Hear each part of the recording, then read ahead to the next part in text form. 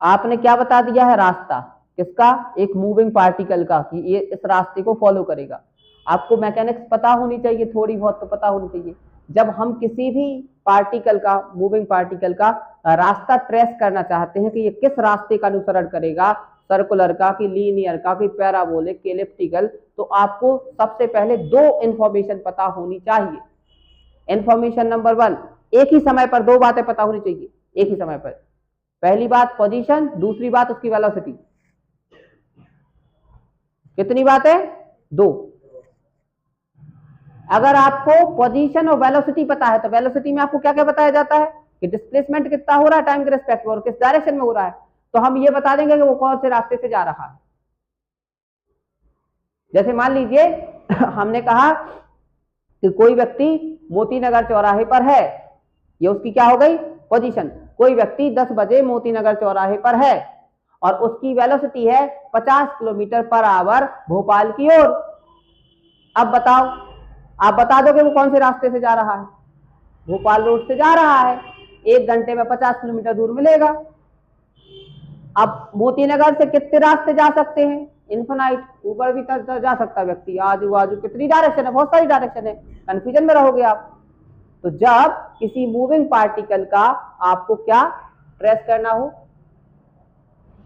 Path trace करना हो, उसका रास्ता बताना हो कि वो कौन से रास्ते को फॉलो करेगा, तो आपको एक ही समय पर दो बातें पता होनी जरूरी होती है। कौन कौन सी?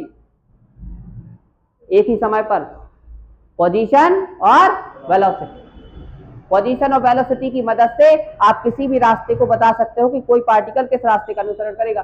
कई बार आप सुनते होंगे कि वो नासा वालों ने बताया कि एक एस्टेरॉयड आ रहा था, वो टकराने वाला था, हमने उसको तोड़ दिया, ये कर दिया, वो कर दिया, और हम लोग ये कैसे पता लगा लेते कि इतने बज के इतने मिनट पर ये ग्रहण पड़ेगा, ये होगा, वो होगा।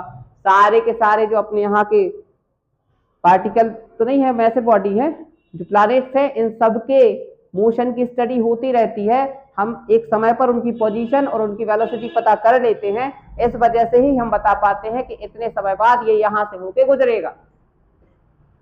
तो अकॉर्डिंग टू मैकेनिक्स, मैकेनिक्स में आपको पता होना चाहिए किसी मूविंग बॉडी का या मूविंग पार्टिकल का एक ही समय पर पोजीशन और वेलोसिटी। तो अब कौन कह रहे हैं, नील्स बोर कह रहे हैं। अच्छा, आपका यहां मतलब नील्स बोर से कौन कह रहा है, हाइजेनबर्ग कह रहे हैं। अच्छा, आपको ऐसा करना, कैसा कि आप कह रहे हो कि सर्कुलर पाथ में घूमेगा इलेक्ट्रॉन, इसका मतलब आपको पता होगा उसकी पोजीशन और वेलोसिटी एक ही समय की, तभी जाके तो आप उसके सर्कुलर पाथ को बता पा रहे हैं।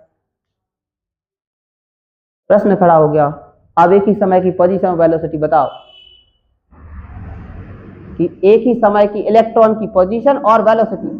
कहा इलेक्ट्रॉन तो बड़ा छोटा पार्टिकल है, इसको देखने के लिए बहुत ज्यादा हाई फ्रिक्वेंसी वाला रेडिएशन डालना पड़ेगा, तब जाके ग्लो करेगा वो। जितने छोटे पार्टिकल को देखना हो उतनी हाई फ्रिक्वेंसी की जरूरत पड़ती है।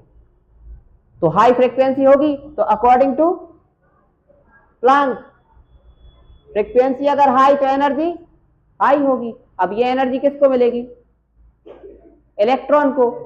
तो अब इलेक्ट्रॉन को जब ये एनर्जी मिलेगी तो पोजीशन तो पता चल गई, लेकिन वो तुरंत भाग जाएगा, तो आपको वेलोसिटी पता नहीं लगेगी। मतलब, और अगर वेलोसिटी पता लग गई थोड़ी देर बाद, तो आपको उसी समय की क्या पता नहीं लगेगी, पोजीशन। जैसे आपको किसी ने कहा कि किसी की पोजीशन कहां थी, मोतीनगर पर थी 10 बजे की, और 11 बजे की वेलोसिटी बताई जा रही है। अब 10 और 11 के बीच में वो कहां रहा, कैसे बताया जाएगा? जिस समय की पोजीशन उसी समय की वेलोसिटी पता होनी चाहिए, तब जाके आप कह सकते हो कंफर्मली कि वो सर्कुलर पाथ को ही फॉलो करेगा। तो हाइजेनबर्ग ने किसको ध्वस्त कर दिया, बोर के एटॉमिक मॉडल को। लेकिन फिर आए एक और भगवान, किसके, फिजिक्स के, आइंस्टाइन। हाँ, आइंस्टाइन कहने लगे उन्होंने कंसेप्ट दिया था, ये रिलेटिव मोशन के पीछे पड़े थे। कौन, आइंस्टाइन। आइंस्टाइन रिलेटिव मोशन के पीछे पड़े रहते थे हमेशा, उनको रिलेटिविटी बहुत अच्छी लगती थी। वो कहने लगे अगर आपको एक इलेक्ट्रॉन का क्या पता लग गया है, पोजीशन पता लग गई है, तो तुम एक ही इलेक्ट्रॉन के पीछे काहे पड़े, तुम रिलेटिव मोशन का उपयोग करके दो इलेक्ट्रॉन का एक साथ स्टडी कीजिए। आप उसकी स्टडी करके, रिलेटिव मोशन का उपयोग करके, और आप एक ही समय पर वेलोसिटी बता सकते हो दोनों पार्टिकल की और पोजीशन भी बता सकते हो। और ऐसा करने में आइंस्टाइन को कुछ की जरूरत नहीं पड़ी थी, केवल और केवल चौक की जरूरत पड़ी थी और बोर्ड की जरूरत पड़ी थी। क्लास में बैठे थे कौन? क्लास ही थी, क्लास में बैठे थे नील्स बोर अकेले और उनको समझा रहे थे। तो उसके लिए रिलेटिव मोशन का कंसेप्ट सिखाना पड़ेगा, उसमें तो समय लगता। तो उनको समझा रहे थे कि देखो ये हाइजेनबर्ग कह रहे हैं, ऐसा नहीं कह सकते, मजाक उड़ा दिया था। इसके बाद पता है क्या हुआ? कंफर्म करने के लिए जितने भी साइंटिस्ट थे जर्मनी में, सबके पास गए वो, क्यों ये सही कह रहे हैं कि नहीं कह रहे, मतलब हम सही कह रहे हैं कि नहीं कह रहे, देखो ऐसे ऐसा हो सकता है, हाइजेनबर्ग गलत है कि नहीं, इतना बस कह दो हाइजेनबर्ग गलत है।